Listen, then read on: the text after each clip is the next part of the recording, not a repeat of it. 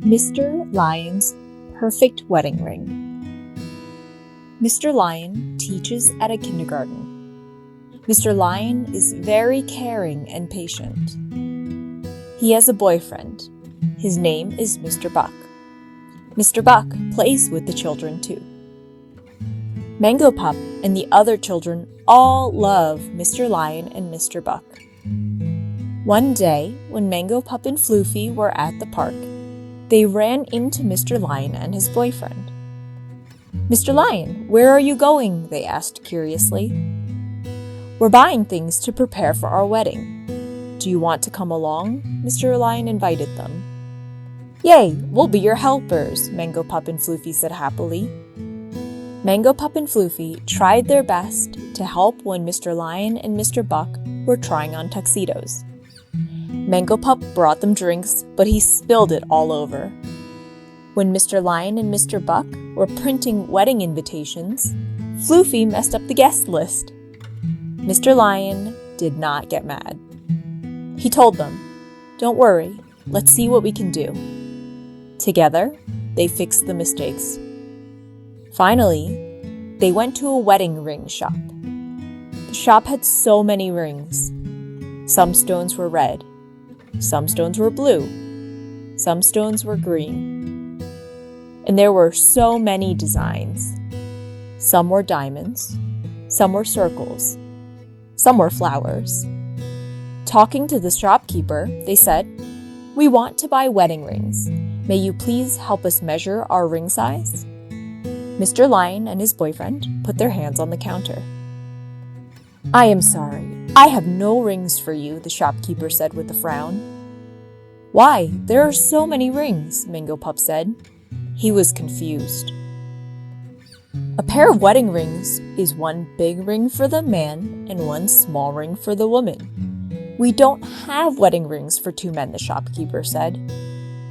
"Can we buy two big rings?" Mr. Buck asked. The shopkeeper shook his head. "Can't you make whatever size you want?" Floofy asked. "No," the shopkeeper said loudly. Mango Pup, Floofy, Mr. Lion, and Mr. Buck were not happy. They turned around to leave. "Wedding rings are for one man and one woman. Marriage is also for one man and one woman," the shopkeeper complained loudly. "It is wrong for two men or two women to get married."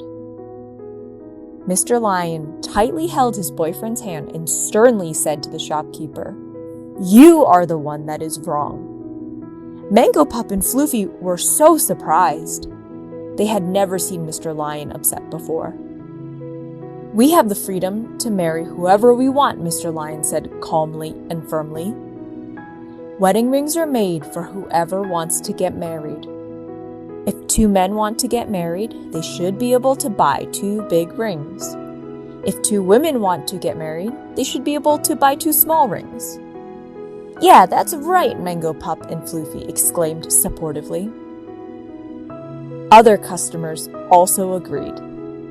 "That's right, the decision to get married is between two people. You don't get to decide. Two men or two women can get married." The shopkeeper's face turned red, and he could not make a sound. Mr. Lion and Mr. Buck left the store hand in hand, and the other customers walked out too. As Mr. Lion left the store, he saw Mango Pup and Floofy standing quietly near the bushes on the sidewalk. "Sorry, Mr. Lion, we didn't help at all today." "You spoke your minds and stood up for us, and that was a big help," Mr. Lion said with a smile. "Thank you, Mango Pup and Floofy," Mr. Buck nodded. Mango Pup and Floofy put out their hands. "We made these for you," Mango Pup and Floofy said. In their hands were two rings. They were green. They were flowers. They gave rings made with the four-leaf clovers to Mr. Lion and Mr. Buck. "Thank you. We think these rings are prettier than any ring in that store." Mr. Lion and Mr. Buck smiled. They were very happy.